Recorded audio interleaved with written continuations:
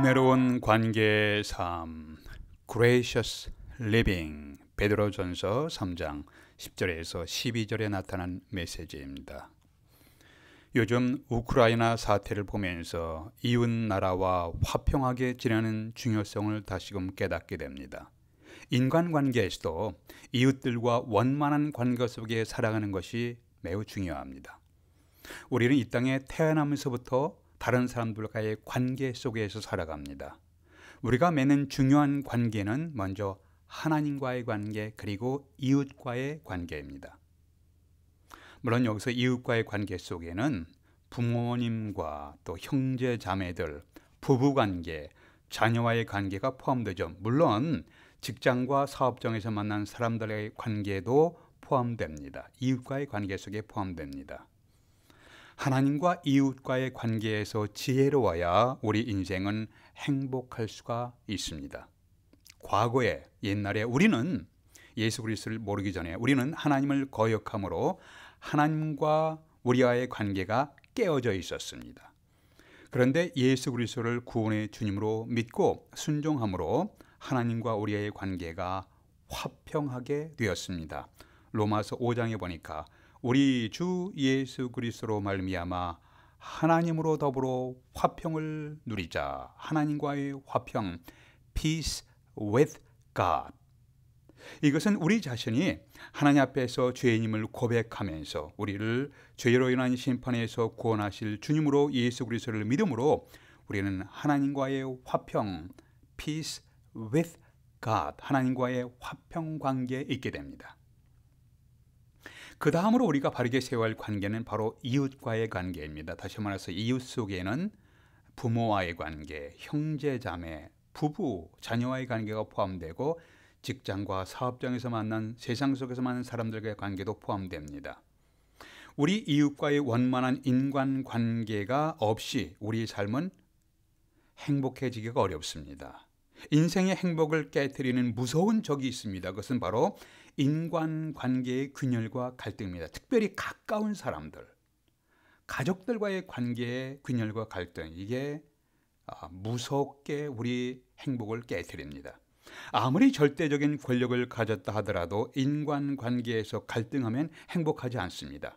가까운 가족관계에서 갈등해 보십시오. 큰 권력을 가졌다 할지라도 행복해지지 않습니다. 아무리 돈이 많고 부족한 것이 없이 떵떵거리며 살아갈 수 있어도 가까운 이웃과 가까운 사람들과의 인간관계에서 뒤틀리면 우리 마음속에 깊은 상처를 안고 살아가게 됩니다. 오늘 성경 본문은 10절에서 그러므로 생명을 사랑하고 좋은 날 보기를 원하는 자라고 하면서 시작되었습니다. 생명을 사랑하고 좋은 날 보기 원하는 자 하면서 시작되었습니다. 우리 인생에 좋은 날을 보기 원하시면은 다른 사람, 이웃과의 인간관계가 정상화되어야 합니다. 이제 예수 그리스도를 주님으로 믿고 하나님과 화평한 관계를 회복한 사람들이 어떻게 우리 이웃, 다른 사람, 가족과 사회에서 만난 사람, 이웃과의 인간관계를 건강하게 유지할 수 있는가? 이것이 오늘 메시지의 오늘 말씀의 초점입니다. 첫 번째는 주님을 바라보시면서 혀를 절제하는 것을 배우십시오. 주님을 바라보면서 입술을 절제하는 것을 배워가십시오. 10절 보겠습니다. 그러므로 생명을 사랑하고 좋은 날 보기를 원하는 자는 혀를 금하여 악한 말을 그치고 그 입술로 괴유를 말하지 말고. 인생이 아름답기 위해서 우리는 입술을 절제하는 것을 배워야 합니다. 우리가 이웃에게 억울한 일을 당하면 우리 사지백체 중에서 제일 먼저 활동하기 시작하는 부분이 어디입니까? 혀입니다. 입술입니다. 혀를 절제하여 악한 말을 그치라고 하신 성경의 교훈은 얼마나 실제적인 말씀입니까? 우리가 사용하는 혀의 말은 대단한 영향력을 갖고 있습니다. 성경은 혀에 대해서 말씀하기를 혀는 몸에 붙어있는 작은 부분이지만 몸 전체를 더럽힐 수 있다고 하셨습니다.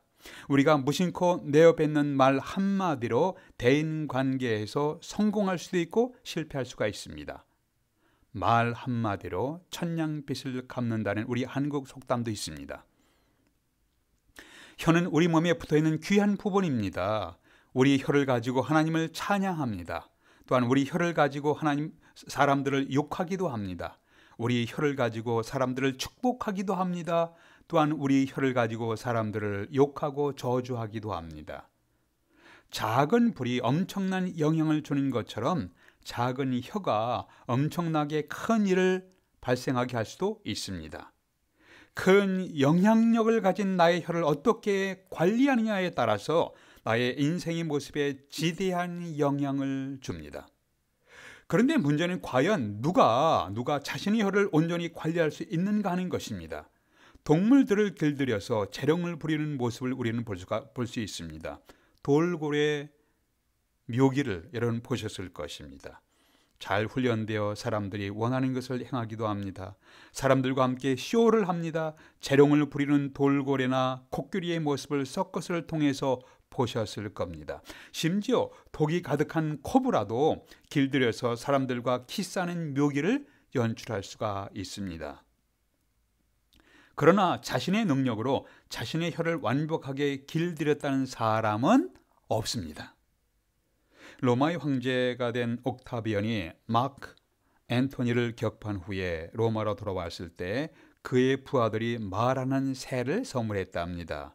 말하도록 훈련된 새가 옥타비언에게 시저가 가요 승리의 지도자시오 라는 말을 했다고 전해지고 있습니다. 새의 혀라도 길들여서 인간의 목적에 맞게 사용할 수가 있습니다. 그러나 인간의 혀를 완전하게 통치하는 것은 어떻습니까? impossible, 불가능하다고 성경이 말씀하고 있습니다. 야고보서 3장에서 말씀하기를 여러 종류의 짐승과 새며 벌레와 해물은 다 길들임으로 사람들에게 길들였거니와 혀는 능히 길들일 사람이 없나니 만일 말에 실수가 없는 자면 곧 온전한 자니라. 야고보서 3장입니다. 자신의 혀를 완전하게 길들인 사람은 없습니다. 그런데 성숙하게 자신의 혀를 관리하는 사람이 되는 것은 가능합니다. 다시 하겠습니다. 완전하게 자신의 혀를 길들일 사람은 없지만 성숙하게 자신의 혀를 관리하는 사람이 되는 것은 가능합니다.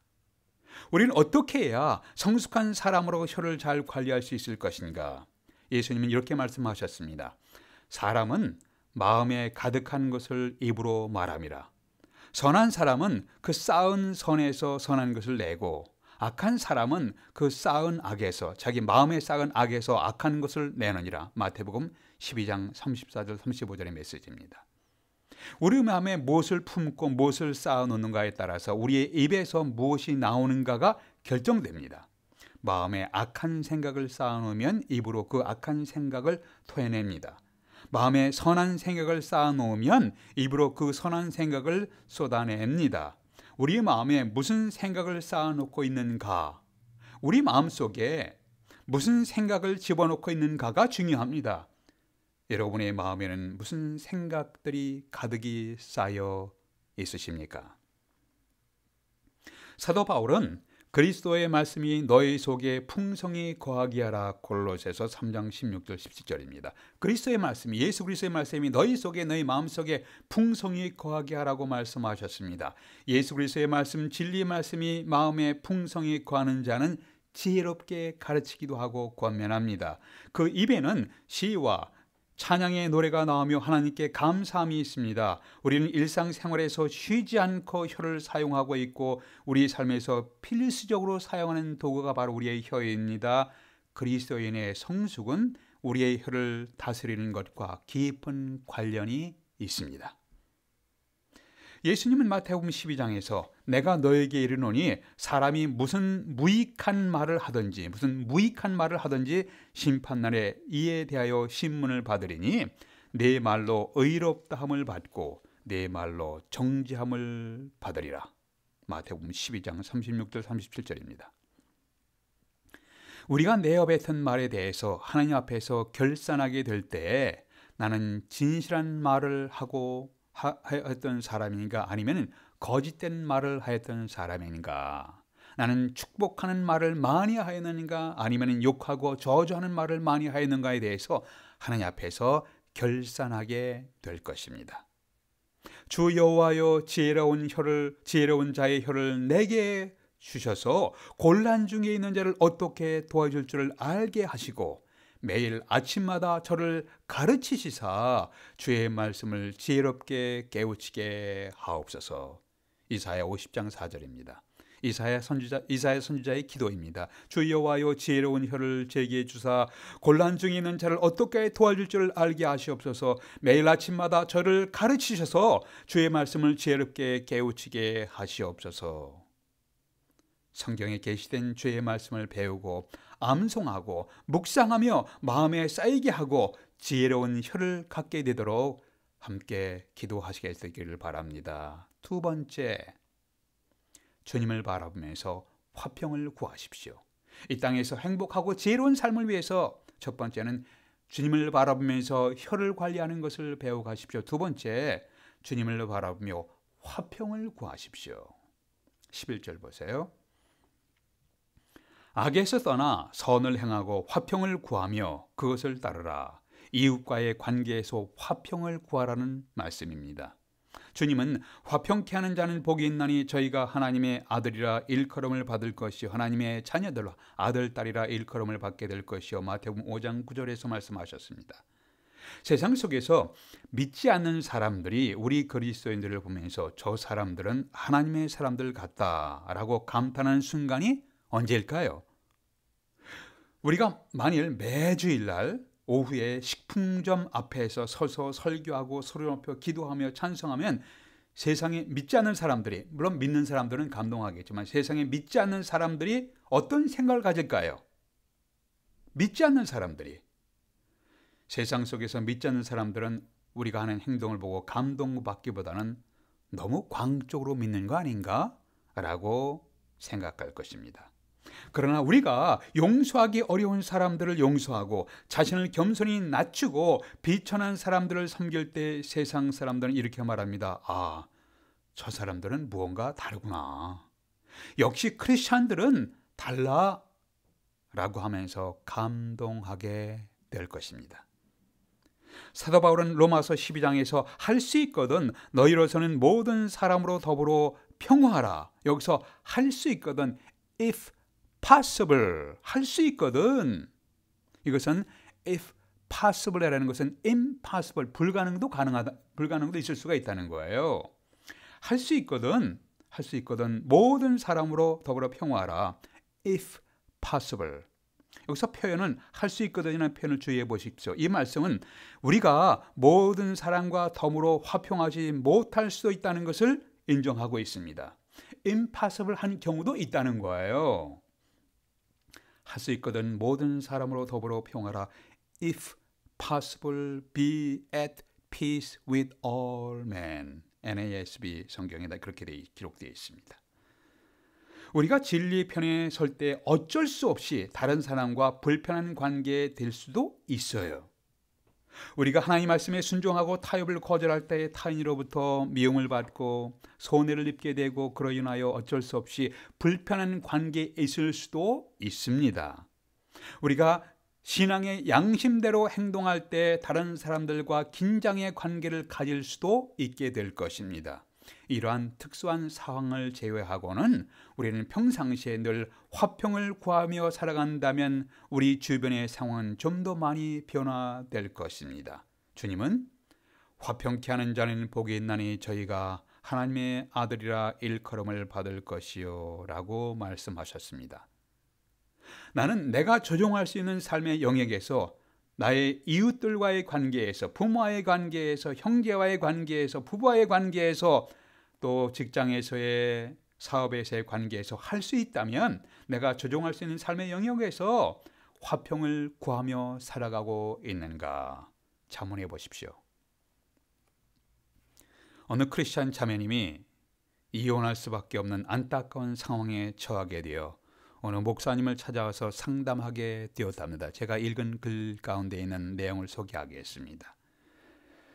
그 목사님께서 크리스찬 자매가 이혼까지 결심한 것에 대해서 안타까워하시면서 이렇게 말씀하셨답니다. 그래도 이 수많은 세월을 함께 살아온 남편 아닙니까? 남편을 좀 더 이해하고 한 번만 더 용서할 수가 있겠습니까? 라고 하니까 이 자매가 이렇게 말하더랍니다. 남편이요? 그 인간은 남편 아니에요. 라고 대답했습니다. 다시 목사님께서 말씀하기를 그럼 오케이, 남편이 아니라고 합시다. 적어도 20년 이상을 함께 살아봤는데 친구쯤은 되지 않겠습니까? 친구로서 이해하고 한 번만 더 용서해 줄 수가 있겠습니까? 라고 물으니까 그 자매가 대답하기를 친구라니요. 그 인간은 이제까지 한 번도 저에게 친구가 되어 본 적이 없어요. 라고 대답을 했습니다. 목사님께서 다시 물으시기를 좋습니다.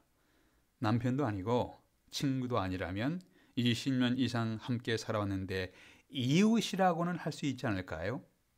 주님은 이웃을 사랑하라고 하셨는데 이웃을 이해하고 사랑을 베푸는 마음으로 한 번 더 크게 애써서 용서해 보시지요 라고 하자 그 자매는 그 사람이 이웃이라고요? 저는 차라리 일반 이웃과는 함께 살았으면 살았지 그 인간하고는 함께 살지 못합니다 라고 대답했답니다.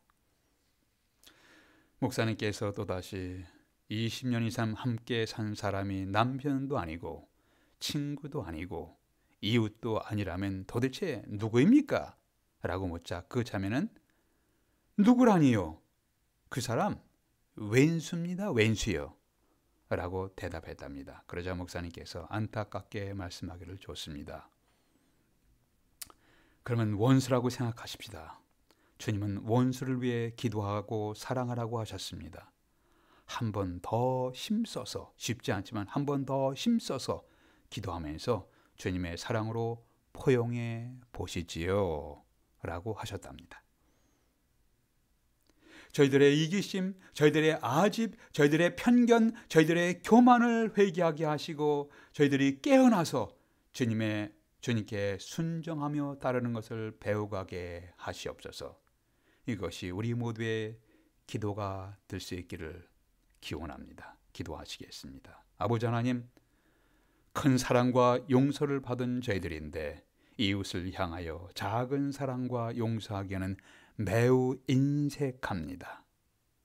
저희들에게 넓은 마음을 주시옵소서. 저희들을 있는 그대로 받아주신 주님 앞에서 저희들은 옹졸한 삶을 살고 있습니다. 좀 마음을 좀 넓게 갖게 될 수 있도록 주님께서 우리의 마음을 좀 조정해 주시옵소서. 주님께서 저희들에게 베푸신 사랑과 용서를 기억하며 저희들도 사랑과 용서를 배워가게 도와주시옵소서. 주님의 사람답게 살아가기를 원합니다. 아버지 하나님, 저 옛날 우리의 신앙의 선배 성 프란치스코의 기도를 배우기를 원합니다. 주여, 저를 평화의 도구로 써주소서. 미움이 있는 곳에 사랑을, 상처가 있는 곳에 용서를, 분열이 있는 곳에 일치를, 의혹이 있는 곳에 믿음을 심게 하시옵소서. 주여, 저를 평화의 도구로 써주시옵소서. 오류가 있는 곳에 진리를, 절망이 있는 곳에 희망을, 어둠이 있는 곳에 광명을, 슬픔이 있는 곳에 기쁨을 심게 하시옵소서. 주여, 저를 평화의 도구로 써주시옵소서. 위로받기보다는 위로하면서, 이해받기보다는 먼저 이해하며, 사랑받기보다는 먼저 사랑하며 주님을 온전히 믿음으로 영생을 얻게 될 수 있도록 도와주시옵소서. 주여, 저를 평화의 도구로 사용해 주시옵소서. 우리의 주님 예수 그리스도의 이름으로 기도하옵나이다.